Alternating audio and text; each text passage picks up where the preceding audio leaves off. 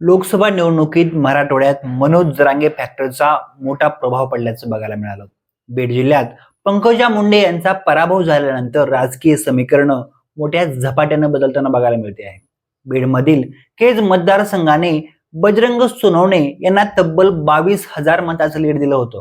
त्यामुळे येणाऱ्या विधानसभा निवडणुकीत केजच्या भाजपच्या विद्यमान आमदार नमिता मुंद्रा यांची आमदारकी धोक्यात असल्याचं सांगितलं जात आहे. बदललेल्या राजकीय परिस्थितीमुळे केजची उमेदवारी कोणाला मिळते आणि बेरोजगारी, पाणी प्रश्न, MIDCचा प्रलंबित प्रश्न, अंबाजोगाईचा जिल्हा घोषित करण्याची मागणी यासह अनेक मागण्यांच्या माध्यमातून महाविकास आघाडीने या मतदारसंघातून मोठी आघाडी घेतली आहे. केज विधानसभेसाठी विद्यमान आमदार नमिता मुंद्रा, संगीता ठोंबरे, पृथ्वीराज साठे, डॉक्टर अंजली घाडगे यांच्या नावाची चर्चा चालू आहे. आणि याच पार्श्वभूमीवर बजरंग सोनवणे आणि केज मतदारसंघावर पकड असणारे रमेश आडसकर काय भूमिका घेतात यावरही बरीच राजकीय गणित अवलंबून असणार आहेत. एकूण केज मतदारसंघातून कोणाला उमेदवारी मिळणार आणि कोण आमदारकीचा गुलाल उधळणार हेच या व्हिडिओच्या माध्यमातून आपण बघणार आहोत. नमस्कार, मी सोमनाथ आणि तुम्ही पाहतात इनसाइड मराठी. केज मतदारसंघ हा बजरंग सोनवणे यांचं होम पीच असून या मतदारसंघावर सोनवणे यांची मजबूत पकड आहे.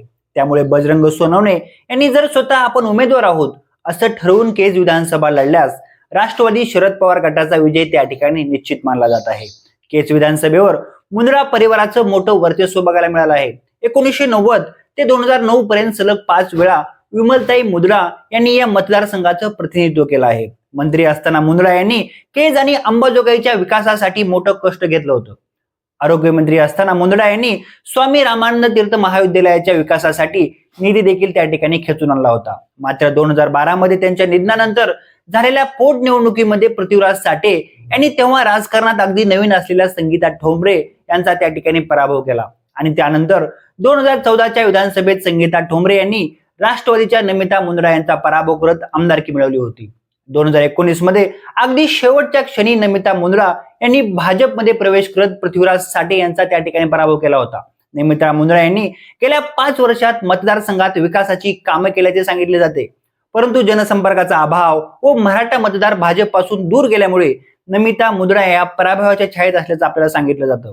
तसेच केज मतदारसंघात आंबेडकर चळवळ देखील मोठी प्रभावी असल्याचं बघायला मिळालं आहे. दलित वर्गाची भाजपवर प्रचंड नाराजी असल्याचं त्या ठिकाणी आपल्याला बघायला मिळत आहे. त्यातच संगीता ठोंबरे यांनी देखील आपण निवडणूक लढणार असं जाहीर केलं आहे. 2019 मध्ये आपल्याला थांबायला लावलं, आता आपण निवडणूक लढणारच असं संगीता ठोंबरे यांनी नुकतंच सांगितलं आहे. नुकतेच त्यांनी मनोज जरांगे यांची देखील भेट घेतली होती. त्याशिवाय जयंत पाटील यांचीही त्यांनी भेट घेतल्यामुळे संगीता ठोंबरे या तुतारी हातात घेणार अशी चर्चा रंगू लागली आहे. संगीता ठोंबरे यांनी तुतारी किंवा इतर अपक्ष माध्यमातून लढत दिल्यास तो भाजपसाठी मोठा धक्का असणार आहे. त्यातूनच पृथ्वीराज साठे यांचा किंवा अंजली घाडगे यांचा विजयाचा मार्ग देखील मोकळा होऊ शकतो. अंजली घाडगे यांनी केज मधून मतदारांच्या गाठीभेटीच्या माध्यमातून राष्ट्रवादी शरद पवार गटाकडून उमेदवारीसाठी आपणच प्रबळ दावेदार आहोत असं सांगितलं आहे. त्यामुळे केज मतदारसंघात यावेळी डॉक्टर अंजली घाडगे यांच्या रूपाने नवा चेहरा मिळणार का, की बजरंग सोनवणे पृथ्वीराज साठे यांना पाठिंबा देणार हे बघणं महत्वाचं असणार आहे. याशिवाय केज मतदारसंघात रमेश आडसकर यांचाही मोठा प्रभाव असून केजची जागा ही आरक्षित प्रवर्गात मोडत असल्यामुळे त्यांनी केजच्या शेजारी असलेल्या माजलगाव मतदारसंघातून तयारी सुरू केली आहे. रमेश आडसकर यांना ज्या पक्षाकडून तिकीट मिळेल त्याच पक्षाची मदत होईल अशी भूमिका त्यांनी केजमध्ये घेतील. एकूणच राजकीय सामाजिक समीकरणांमुळे मतदारसंघात यावेळी प्रस्ताप येताना पुन्हा संधी मिळणार की जातीय समीकरणामुळे केजला नवीन आमदार मिळणार याविषयी तुम्हाला काय वाटते हे कमेंट सेक्शनच्या माध्यमातून नक्की कळवा. आमच्या इनसाइड मराठी या YouTube चॅनलला सबस्क्राईब करा. धन्यवाद.